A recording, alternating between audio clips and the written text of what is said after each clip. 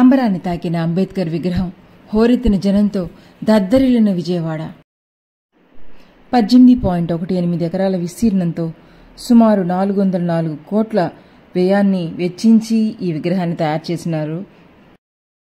అందమైన గార్డెన్తో పాటు MS associated సంస్థ చేసిన డిజైన్లతో సర్వాంగ సుందరంగా తయారైన ఈ అంబేద్కర్ విగ్రహాన్ని చూడడానికి అనేక మంది ప్రజానికం తండోపతండాలుగా తరలివచ్చారు. మీరు కూడా ఈ అంబరాన్ని తాకిన అంబేద్కర్ విగ్రహాన్ని తిలకించండి. అంబేద్కర్ జీవిత చరిత్ర తెలిపే మ్యూజియం 78 సీటింగ్ కెపాసిటీతో